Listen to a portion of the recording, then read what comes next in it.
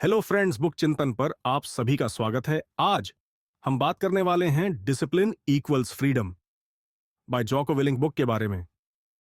Discipline equals freedom सिर्फ एक किताब नहीं है, यह एक दर्शन, एक जीवन शैली और कठिन संघर्षों से उबरने का एक गहन मार्गदर्शन है। इसी पृष्ठभूमि में हम मिलते हैं अक्षय से, जो इस कहानी का नायक है। अक्षय एक ऐसा व्यक्ति है जिसकी क्षमता तो बहुत है, लेकिन वह अनुशासनहीनता और असंगतता के दो कठोर दुश्मनों से लड़ रहा है। इस कहानी में हमारा नायक अक्षय एक तेज रफ्तार में जीवन वाले महानगर में रहता है, जहां वह अपने आंतरिक संघर्षों से जूझ रहा है। कहानी की शुरुआत उस अंदरूनी लड़ाई से होती है जो अक्षय हर दिन अपने मन में लड़ता है। वह एक ऐसा इंसान है जो बड़े सपने देखता है, लेकिन उन सपनों को साकार करने के लिए कदम उठाने का साहस या अनुशासन नहीं जुटा पाता। हर दिन वह एक ही दिनचर्या में उलझा रहता है। सुबह देर से उठना, काम पर जाना, थका हारा घर लौटना और फिर अगले दिन फिर वहीं दोहराना। वह खुद से बार बार कहता है, मैं कल से शुरुआत करूंगा, लेकिन यह कल कभी नहीं आता।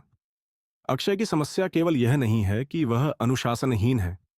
समस्या यह है कि वह अपने संघर्षों को स्वीकार नहीं कर पाता।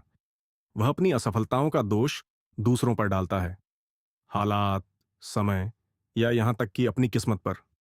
उसे पता है कि वह अपनी जिंदगी में बदलाव लाना चाहता है, लेकिन वह यह नहीं जानता कि कहां से शुरुआत करे। यह संघर्ष केवल बाहरी नहीं है, बल्कि अंदरूनी है। हर रात जब वह सोने जाता है तो उसे इस बात का एहसास होता है कि वह अपने जीवन को बर्बाद कर रहा है, लेकिन हर सुबह वह उसी सुस्ती और आलस्य में लौट आता है। यह चक्र उसकी मानसिक स्थिति को और भी कमजोर बना देता है। कहानी के इस हिस्से में लेखक हर उस इंसान के बारे में बात करता है जो अपने सपनों और आलस्य के बीच फंसे हुए हैं, लेकिन उन्हें यह समझ नहीं आता कि कैसे इस जाल से बाहर निकला जाए। अक्षय के जीवन का निर्णायक मोड़ तब आता है जब वह यश से मिलता है। यश, जो कभी उसका कॉलेज का साथी था, अब पूरी तरह बदल चुका है। वह आत्मविश्वास से भरा, अनुशासित और सफल इंसान बन चुका है। यश और अक्षय की मुलाकात एक साधारण कॉफी शॉप में होती है, लेकिन यह मुलाकात अक्षय के जीवन का सबसे महत्वपूर्ण पल बन जाती है। कॉफी के दौरान यश अपनी कहानी बताता है। वह बताता है कि कैसे उसने खुद को अनुशासन के जरिए बदल लिया। यश के शब्द साधारण होते हैं, लेकिन उनकी गहराई अक्षय को अंदर तक झकोर देती है।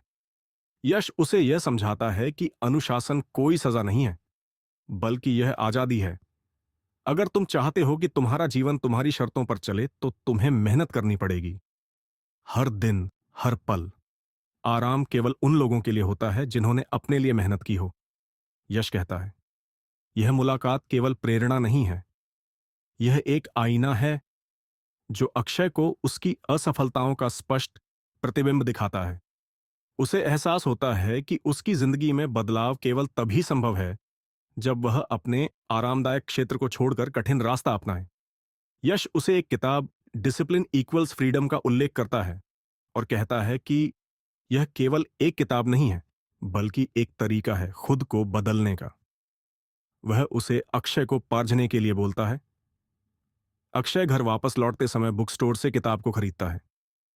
यश से मिलने के बाद अक्षय के अंदर एक अजीब सी बेचैनी थी। घर लौटते समय वह बार बार यश की बातों और किताब डिसिप्लिन इक्वल्स फ्रीडम का जिक्र याद कर रहा था।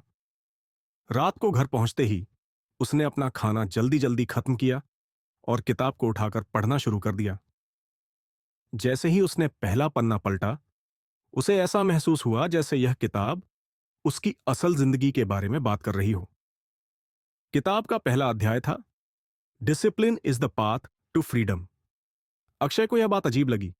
उसने खुद से सवाल किया, डिसिप्लिन और फ्रीडम का क्या कनेक्शन हो सकता है? यह तो उल्टा लगता है। डिसिप्लिन का मतलब है पाबंदी और फ्रीडम का मतलब है आजादी। ये दोनों चीजें तो एक दूसरे के बिल्कुल विपरीत हैं। लेकिन जैसे जैसे अक्षय ने आगे पढ़ा, उसे महसूस हुआ कि जॉको विलिंग जो कह रहे थे वह सिर्फ शब्द नहीं थे, बल्कि एक गहरी सच्चाई थी। जॉको ने समझाया कि अगर इंसान अपने जीवन में अनुशासन नहीं रखता, तो वह अराजकता में फंस जाता है। उन्होंने कई उदाहरण दिए जो अक्षय को अंदर तक झकोर गए। अगर तुम अपनी सेहत का ध्यान नहीं रखोगे तो तुम्हारी शरीर तुम्हें नियंत्रित करेगी। बीमारियां, थकान और आलस्य तुम्हें गुलाम बना देंगे। अगर तुम अपने वित्तीय मामलों को नहीं संभालोगे तो पैसों की कमी तुम्हें हर पल परेशान करेगी। अक्षय को एहसास हुआ कि डिसिप्लिन कोई पाबंदी नहीं है, यह असल में ताकत है। यह इंसान को वह नियंत्रण देता है जिससे वह अपनी जिंदगी के हर पहलू को सुधार सकता है।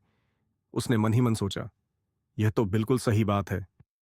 मैं रोज प्रोक्रेस्टिनेट करता हूं, अपनी सेहत की परवाह नहीं करता और फिर हर रात परेशान रहता हूं। अगर मैं खुद को डिसिप्लिन बना लूं तो शायद चीजें बदल सकती हैं। उस रात अक्षय ने खुद से एक छोटा सा वादा किया। वह अगले दिन एक छोटा सा प्रयोग करेगा। उसने अपनी अलार्म क्लॉक सेट की और ठान लिया, अगली सुबह अलार्म बजा। अक्षय की आंखें खुलीं और सबसे पहला ख्याल आया, उठूं या स्नूज करूं। आलस्य और आराम उसे अपनी ओर खींच रहे थे, लेकिन तभी उसे जॉको विलिंग की वह बात याद आई, डिसिप्लिन है स्वतंत्रता की कुंजी। अक्षय ने अपने मन में खुद से कहा, अगर मैं अभी अनुशासन दिखाऊं तो पूरे दिन का गिल्ट और आलस्य टाल सकता हूं। बस यह एक छोटा सा कदम। उसने बिस्तर छोड़ा और खुद को पहली बार उस योजना का पालन करते हुए पाया। वर्कआउट के बाद जब उसने ध्यान लगाया तो उसे महसूस हुआ कि यह सुबह उसके लिए कितनी अलग थी। पहली बार उसने अपने दिन की शुरुआत आत्मसंतोष और नियंत्रण के साथ की। यात्रा की यह शुरुआत छोटी थी, लेकिन यही छोटे छोटे कदम उसे बड़े बदलाव की ओर ले जा रहे थे। अक्षय ने महसूस किया कि सफलता और बदलाव एक ही दिन में नहीं आते, लेकिन अगर इंसान रोज थोड़ा थोड़ा प्रयास करे तो असंभव भी संभव हो सकता है। अक्षय की यात्रा में कुछ ऐसे महत्वपूर्ण पल आते हैं जो उसकी सोच और जीवन को पूरी तरह बदल देते हैं। जब अक्षय पहली बार सूरज उगने से पहले उठता है और दौड़ने के लिए बाहर जाता है, वह खुद पर गर्व महसूस करता है। यह अनुभव उसे सिखाता है कि जीत छोटी हो या बड़ी, उसका महत्व केवल इस बात में है कि आप हार नहीं मानते। यश की कहानी का प्रभाव अक्षय के ऊपर बहुत ज्यादा पड़ दिया था। यश जब अक्षय को अपनी असफलता की कहानी सुनाता है, यश बताता है कि उसने भी अनुशासन की कमी के कारण अपनी जिंदगी के कई साल बर्बाद किए थे। यह कहानी अक्षय को यह एहसास कराती है कि असफलता केवल एक सबक है और इसे हर कोई महसूस करता है। अक्षय के जीवन में परिवर्तन को बल तब और मिला जब वह अपनी सहकर्मी आर्थू से मिला। ऋतु एक ऐसी लड़की थी जो अपने आत्मविश्वास और काम के प्रति समर्पण के लिए जानी जाती थी। ऋतु उसे एक मैराथन में अपने साथ भाग लेने की चुनौती देती है। उसको हमेशा से लगता था आलसी और अनमोटिवेटेड लड़ेका है, वह यह चैलेंज स्वीकार नहीं करेगा। लेकिन अक्षय इस चुनौती को स्वीकार करते हुए अपने जीवन का सबसे कठिन लक्ष्य बनाता है। शुरुआत में वह डरता है, लेकिन जब वह मैराथन की फिनिश लाइन पर पहुंचता है तो उसे एहसास होता है कि उसकी मेहनत रंग लाई है। यह कहानी व्यक्तिगत विकास, जिम्मेदारी और अनुशासन से मिलने वाली आजादी के गहरे विषयों की बात करती है।